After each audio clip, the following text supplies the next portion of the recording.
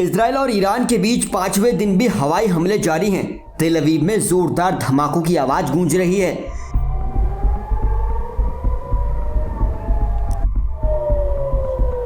Israeli प्रधानमंत्री Benjamin Netanyahu ने Iran के सर्वोच्च नेता अयातुल्लाह अली खामनेई की हत्या की संभावना से इनकार भी नहीं किया है। उन्होंने कहा है कि अगर खामनेई को निशाना बनाया जाता है तो इससे दोनों देशों के बीच युद्ध बढ़ेगा नहीं बल्कि पूरी तरह से खत्म हो जाएगा।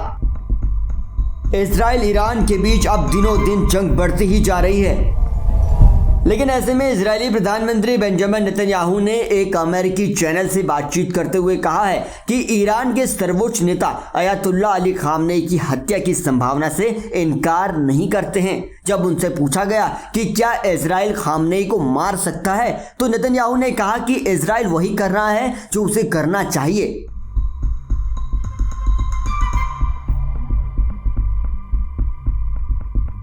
और जो उसके लिए जरूरी भी है। उन्होंने कहा अगर खामनेई को निशाना बनाया भी गया तो इससे युद्ध और बढ़ेगा नहीं बल्कि पूरी तरह से खत्म हो जाएगा। नेतन्याहू का यह बयान ऐसे समय में सामने आया है जब ईरान ने कहा था कि वो इजराइल पर अब तक का सबसे बड़ा मिसाइल हमला करने की योजना बना रहा है। इस पर नेतन्याहू ने कहा कि ईरान सिर्फ इजराइल ही नहीं बल्कि पूरी दुनिया के लिए खतरा है। उन्होंने अमेरिका और ट्रंप की तारीफ करते हुए कहा कि उन्हें बुराई के खिलाफ खड़े होने की अहमियत समझ है, इसलिए उसके साथ खड़े हैं। नेतन्याहू का कहना है कि ईरान हमेशा युद्ध चाहता है और अब ईरान इजराइल को परमाणु युद्ध करने के लिए मजबूर भी कर रहा है। उन्होंने कहा कि वो सिर्फ बुरी ताकतों के खिलाफ खड़ा होकर सामना कर रहे हैं। इस बार नेतन्याहू ने अपने देश के अस्तित्व की चिंता तो की ही, साथ ही न्यूयॉर्क अमेरिका का नाम भी ले लिया। उन्होंने कहा कि इजराइल द्वारा निशाना बनाए गए ईरानी परमाणु वैज्ञानिक मूल रूप से तो हिटलर की परमाणु टीम के थे और कहा कि तेहरान शासन के खिलाफ इजराइल के युद्ध का समर्थन करना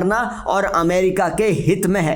तेल अवीव पर जिस तरह से ईरान हमले कर रहा है उसको लेकर नेतन्याहू ने कहा कि आज ये तेल अवीव है, कल ये न्यूयॉर्क होगा। उन्होंने आगे कहा कि देखिए मैं अमेरिका फर्स्ट को तो समझता हूं लेकिन मैं अमेरिका डेड को नहीं समझता।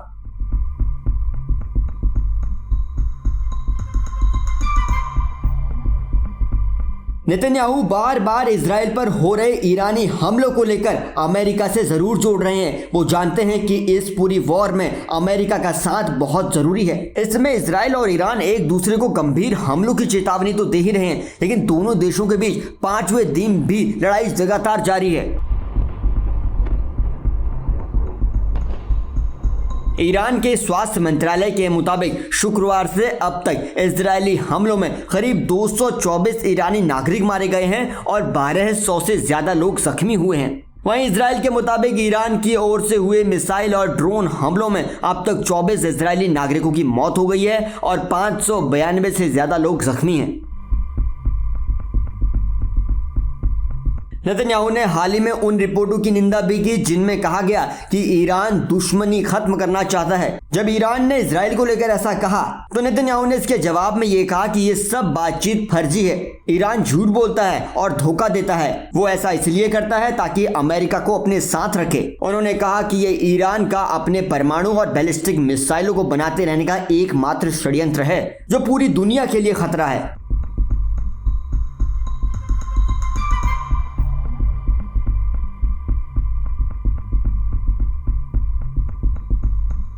इजराइल और ईरान के बीच युद्ध में अमेरिकी हस्तक्षेप के खिलाफ अमेरिकी अलगाववादी और राजनीतिक जानकार टकर कार्लसन का कहना है कि अमेरिका को इजराइल को उनके हाल पर छोड़ देना चाहिए और उसे अपना युद्ध खुद लड़ने देना चाहिए। बाद में टकर कार्लसन ने इसको ट्रंप के चुनावी वादों से लेकर भी जोड़ा है। और उधर नेतन्याहू का कहना यह भी है कि हम सिर्फ अपने दुश्मन से नहीं लड़ रहे हैं बल्कि अमेरिका के दुश्मन से भी लड़ रहे हैं। उन्होंने कहा कि वो नारे लगाते हैं इजराइल की मौत और अमेरिका की मौत। ऐसे में वो आज इजराइल पर हमला कर रहे हैं और हो सकता है कि कल वो अमेरिका के लिए भी पीछे से खतरा बन जाए। इसके अलावा जब नेतन्याहू से यह पूछा गया कि युद्ध में अभी कितना और समय लगेगा तो उन्होंने जवाब दिया कि उन्हें उम्मीद है कि लड़ाई अब तब तक जारी रहेगी जब तक ईरान से होने वाले सभी खतरों को वो दूर नहीं कर देते।